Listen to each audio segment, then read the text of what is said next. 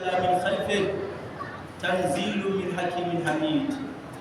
ونشهد أن محمدًا عبد الله ورسوله الذي كان خلقه القرآن والذي نزل عليه ربه الفرقان، فصلاة وسلاما دائمين متلازمين على خير خلق الله محمد بن عبد الله وعلى آله وصحبه ومن والاه، القائل: تركت فيكم ما إن تمسكتم به لن تضلوا بعدي أبدا، كتاب الله وسنتي. صدق رسول الله.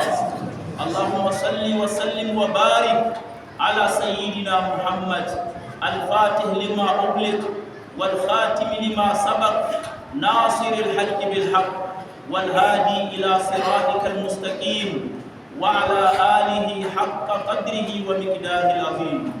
أما بعد، فاتقوا الله عباد الله واشكروه على ما هداكم للإسلام وجعلكم أمة القرآن وهداكم إلى خير شرعة وأقوم ملة، فلله الحمد والشكر والثناء على التمام والدوام.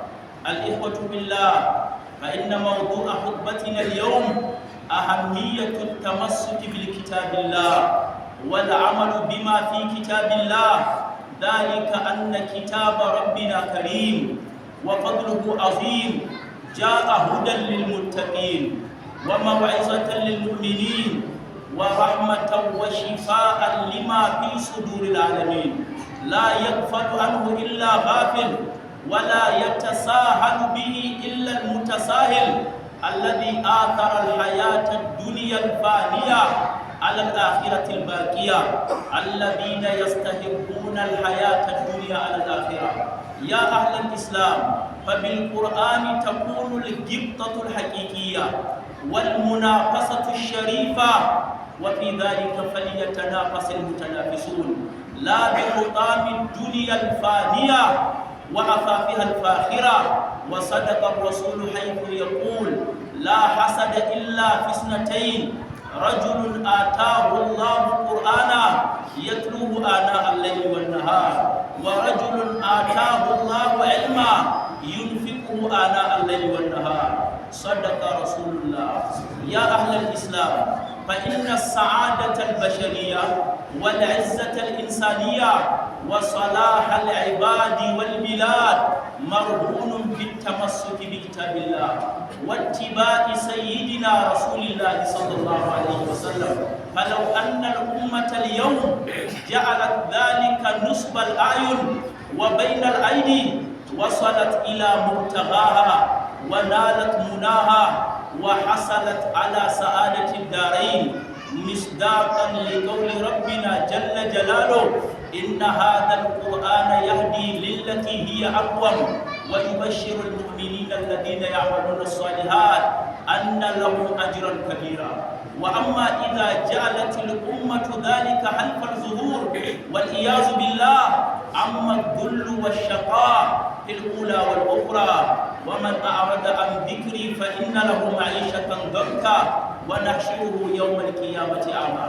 معاشر المسلمين، لقد وردت أحاديث كثيرة من سيدنا رسول الله صلى الله عليه وسلم منوهة لما لحملة القرآن من الأجر العظيم والثواب الجزيل والمكانة الراقية والعزة السامية.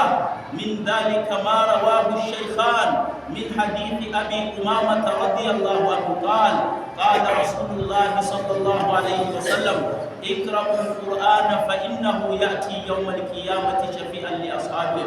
ولقد روى الشيخان أيضا من حديث عبد الله بن مسعود رضي الله عنه قال: من قرأ حرفا من كتاب الله فله به حسنة، والحسنة بعشر أمثالها.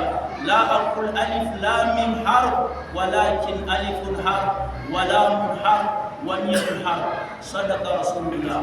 وكذلك روى الإمام أحمد والإمام الترمذي من حديث عائشة رضي الله عنها عن النبي صلى الله عليه وسلم أنها قالت: الماهر في القرآن مع السفرة الكرام البررة. والذي يقرأ القرآن ويتتعتع وهو عليه شاق فله أجران.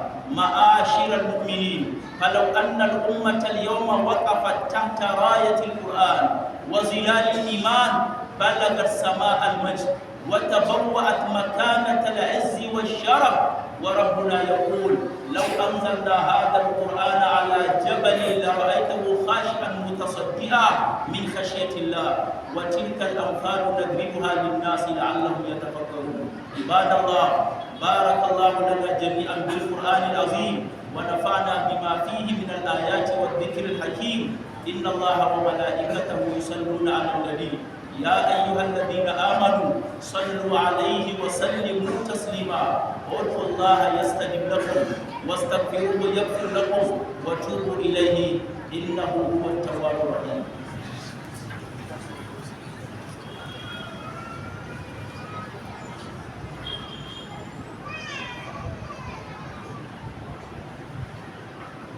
الحمد لله والصلاة والسلام على خير خلق الله محمد بن عبد الله وعلى آله وصحبه ومن والاه.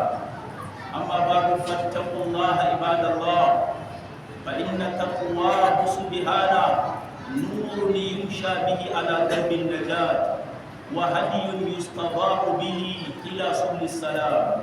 إخوة الإيمان، فإن من أعظم ما يتشرف به المسلم لخدمة هذا الدين الحنيف الإسهام بدوره للمشاركة في الحفاظ على كتاب الله، تحقيقا لقول ربنا جل جلاله: إنا نحن نزلنا الذكر وإنا له لحافظون.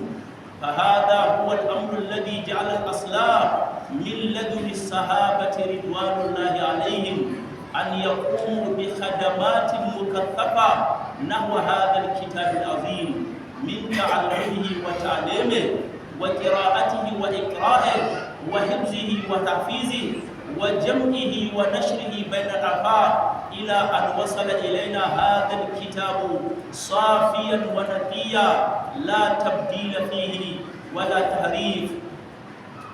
فهذا هو القرآن الذي قال الله ربنا عليه: لا يأتيه الباطل من بين يديه ولا من خلفه تنزيل من حكيم حميد.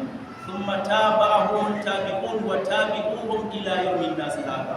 فهذا من أهم ما قام به مولانا الشيخ رضي الله عنه من إيجاد منهج قويم وإجراء سديد وإشراف صالحة، فكان له اليد الطول والباء الأيمن في تأسيس مدرسة تعتبر أولى مدرسة لتحفيظ القرآن على منهج نظامي.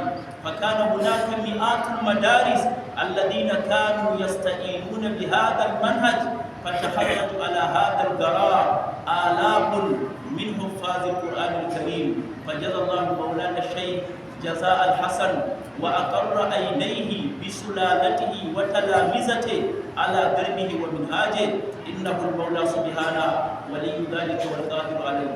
اللهم إنا نتوسل بحبيبك محمد صلى الله عليه وسلم أن تمد مولانا الشيخ بمزيد من الصحة والعافية، وأن تؤيده بنصر من عندك وبمدد من قوتك ليظل شامخا يواصل أداء رسالة سيدنا رسول الله صلى الله عليه وسلم. ونسألك يا ربنا المزيد من البركة في سلالته وتلامذته وكل من ينتمي إليه في الله، ليظلوا حماة لدينك الحنيف وهداة على منهاجك القويم. ونسألك يا ربنا أن تجزي لمؤسس هذه المؤسسة وتبارك في أولاده وأمواله وتجعل في ذلك في ميزان حسناته. اللهم اقض حوائجنا وهدئ رغائبنا وأصلح ذات بيننا وولاة أمورنا، واجعل ربنا هذا البلد آمنا مطمئنا سخاء رخاء وسائر بلاد المسلمين. اللهم صل على محمد وعلى آل محمد كما صليت على إبراهيم وعلى آل إبراهيم في العالمين إنك حميد مجيد. وبارك اللهم على محمد وعلى آل محمد كما باركت على إبراهيم وعلى آل إبراهيم في العالمين إنك حميد مجيد. وصل اللهم وسلم على سيدنا محمد الفاتح الخاتم وعلى آله حق والمقدار العظيم. عباد الله، إن الله يأمر بالعدل والإحسان وإيتاء ذي القربى وينهى عن الفحشاء والمنكر يعظكم لعلكم تذكرون. واذكروا الله العظيم يذكركم واشكروه على نعمه يزدكم ولذكر